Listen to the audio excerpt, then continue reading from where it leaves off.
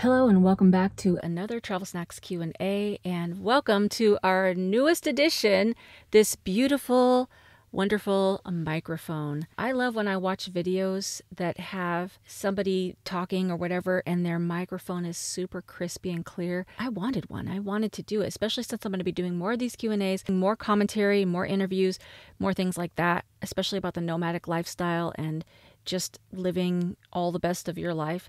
So I was like, let me give this a try and see how it goes. So I hope you love it. I wish I could answer every question, but I can't. But this way I might be able to get to a little bit more. So let's get it poppin'. All right. So the first one is from Jeannie Sherman, 3591. What I'd give to be as lucky as you guys. And I think maybe you're talking about you guys as a collective nomadism. You don't need any luck. You could just do actions. Even if it's just a little bit of action where you go out in your vehicle, if you have one, just for an overnight or a weekend, you can get started and it doesn't take luck. Just take one little baby step and you can do it. All right, the next one is from Brenda 7799. I'm sorry, but what good would it do to ask some random employee at Walmart if it's okay to park overnight? If anyone from Walmart or even a cop approached you for parking overnight, they wouldn't give a flip if so-and-so in Walmart said you could park there. We have never gotten permission. We just do it. Cracker Barrel, we do ask manager for permission. And always get a meal there as a thank you. I kind of agree with Brenda, and I had an exact situation like that when I parked at a Walmart in New Mexico. I called ahead. I got permission to park there. They said, as long as you park over by the RVs. I wedged myself in between two RVs, so I was right in the RV section.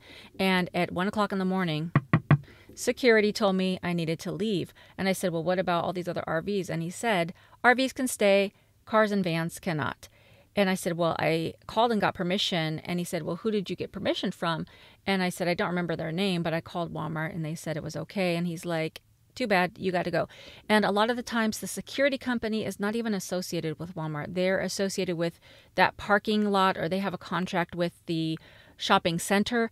So even if you get permission from Walmart, they're not going to be there usually. Especially if the Walmart closes, you can't be like, oh, well, Joe in customer service, Joe's at home sleeping.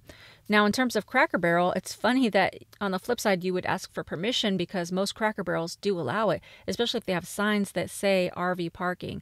It's not a problem to ask for permission, just as a peace of mind. And I do believe that if you park somewhere like a Cracker Barrel or even Walmart, you should patronize the business and spend some money. You know, even if it's a couple bucks, I think it's important to do that. Now, kind of a tenet of nomadism or being a nomad is that you're living a more free lifestyle. Nobody wants to live a lifestyle of asking permission. It's kind of like having a job or going to school or asking your parents permission to go out and, stay out past curfew. That's not really the whole thought process of a nomad. So if you're a person that lives primarily in a vehicle, you're not going to be the type of person mostly that's going to want to every night go in and ask for permission. So I kind of agree, especially the longer you're doing the nomadic lifestyle, you kind of get a feel for where you can park and where you can't. I think when you're just getting started, asking for permission is a great way to just dip your toe into the water just to feel a little bit more comfortable. But over time, I think the permission slip kind of goes out the door. Holy Mary 7406. It sounds like a mess to me. You don't have a smartphone? Do your research for crime rates, etc. in the area. Search the map for what is nearby. I do have a smartphone, and in fact, I'm filming on it right now. So I get what you're saying, but at the same time, when you live a nomadic lifestyle every day, you're not a researcher. You want to kind of come and go. Now, on that note, I do my research when I go into a new city. Generally, what I will do is I'll go on Google and I'll say, is X, and I'll put the city name, a safe place? And then it'll tell me like crime statistics. At the end of the day, there could be crime in the most luxurious of neighborhoods, and there could be the nicest, warming, welcoming people in the most crime-ridden neighborhoods.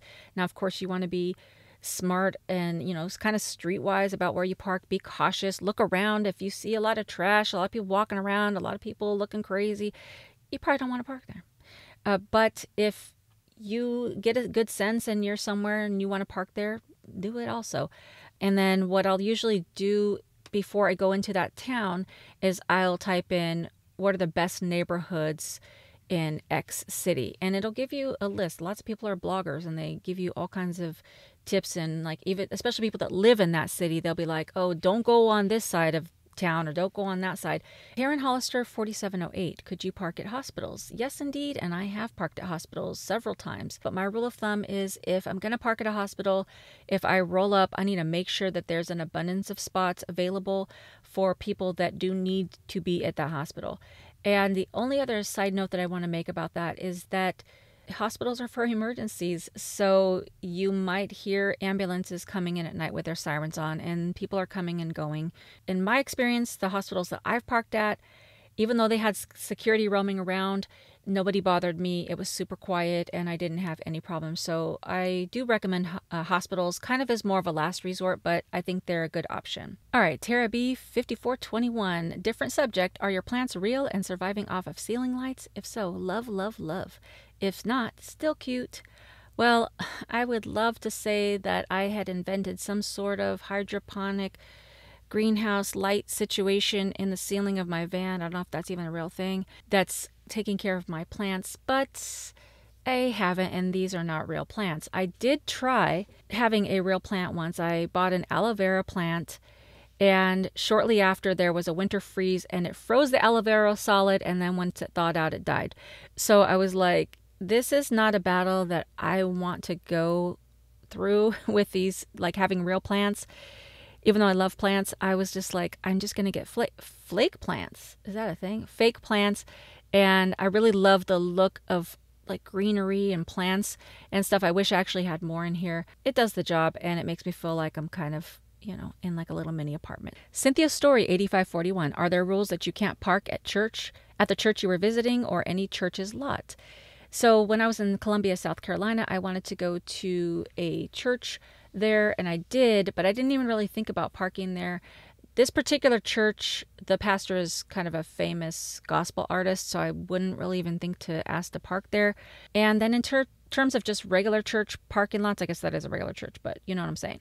And all these other churches around America, you know, I think a lot of them have signs that say no parking, overnight parking, because there is still a liability. Even though they're not a traditional business, they still have the liability because they still have a building. So I can understand it in that sense.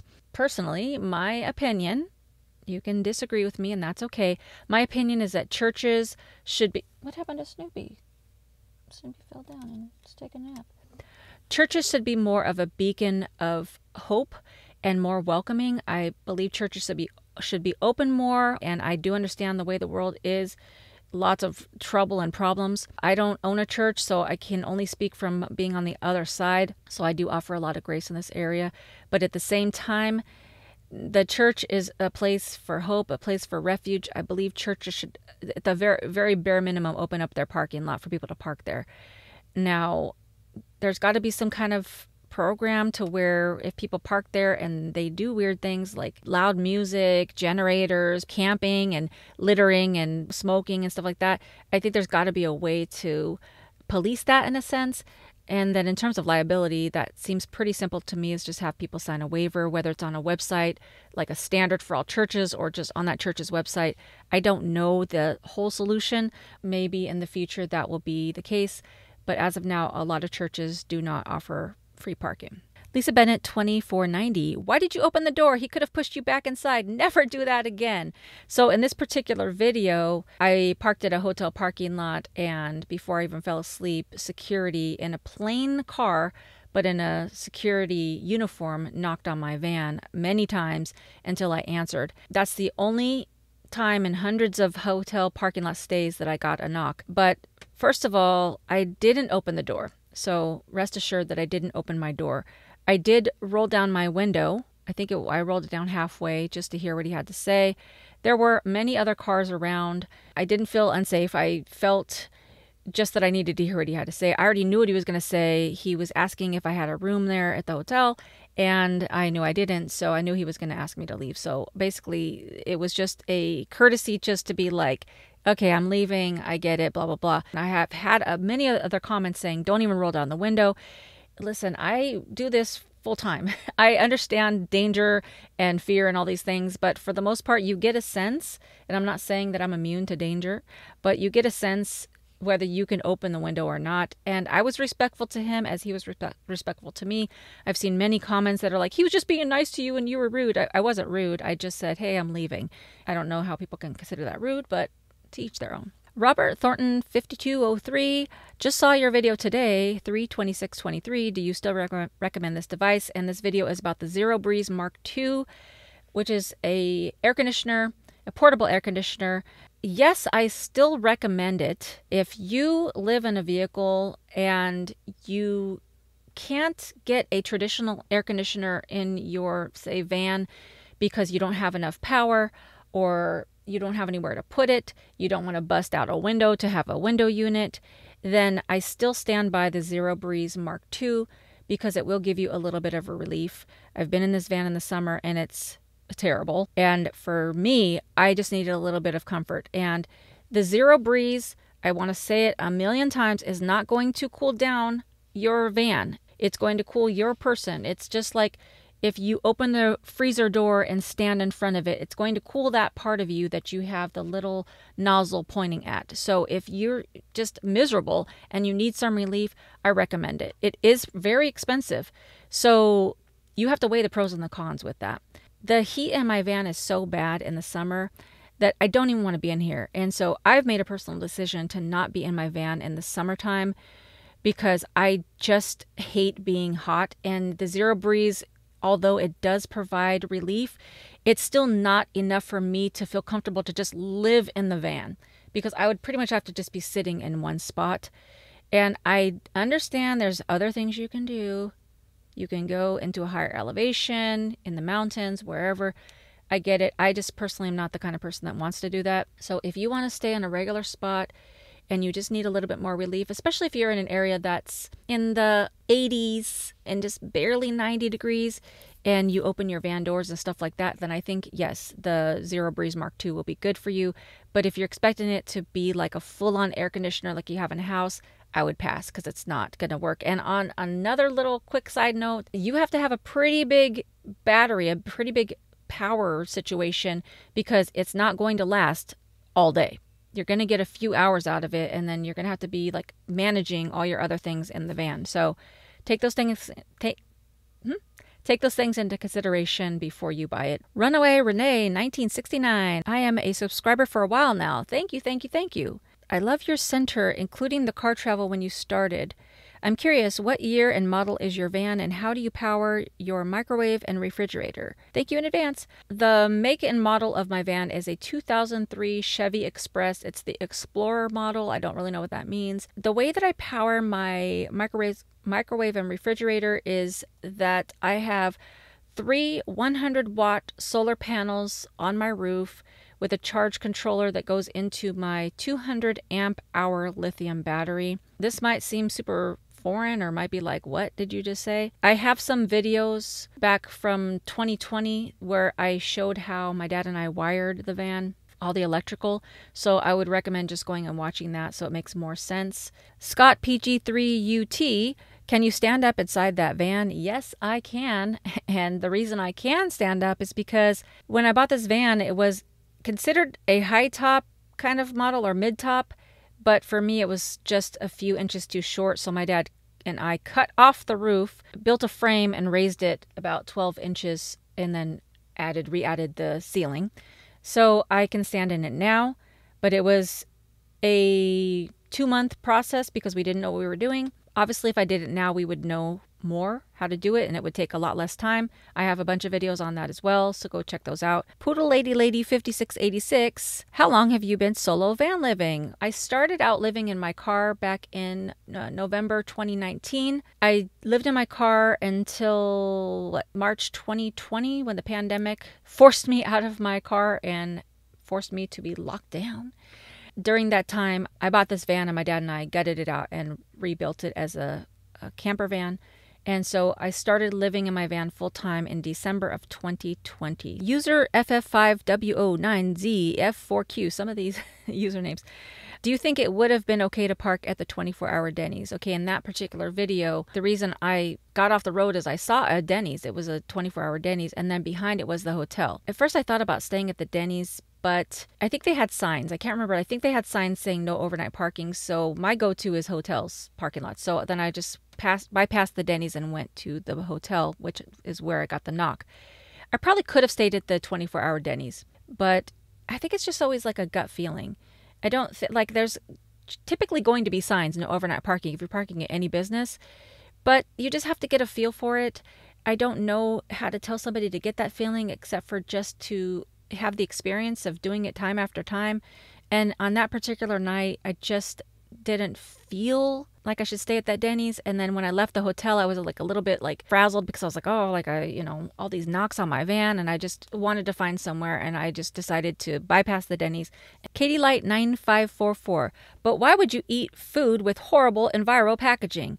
No way to boil or fry? In this particular video, I don't remember what I ate that had such horrible packaging. Listen, I do my best to try to do things that aren't terrible for the environment, but at the end of the day, if I'm hungry, I'm just gonna get whatever I want to get. I'm not going to police my choices based on the packaging. When you're living on the road, there's lots of decisions that need to be made, and my first thought is not to think about what I'm buying in terms of the packaging. On the flip side of that is that I'm the consumer.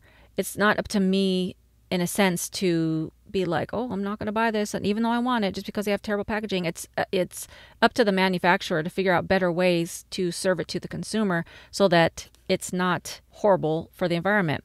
I don't remember what I was eating, but in terms of no way to boil or fry, I do have a way to boil and fry because I have a Ninja Foodie 5-quart, which allows me to, there's a saute feature, so I could probably boil water. There's a pressure cook feature, so I could put the pressure cook lid on and boil water that way. And that Ninja Foodie allows me to air crisp, which is air frying.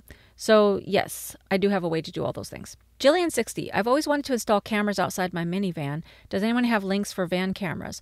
Also, I only have engine battery and no proper lithium or AGM for the separate living area yet. Also, no Wi-Fi. Do they have cameras you can set up to your phone cellular? Jillian, this is an excellent question, and one that I actually don't have the answer to and would love to hear the Snack Pack's advice on this, because I have spent several hours on Amazon looking at different cameras, and 95% of the ones that I've looked at, maybe I just don't understand the technology, they all say Wi-Fi enabled. So when you live in a vehicle, you don't have Wi-Fi. I don't have just built-in Wi-Fi in my van. When I'm trying to work or whatever, I have to tether my phone, my data, to my laptop.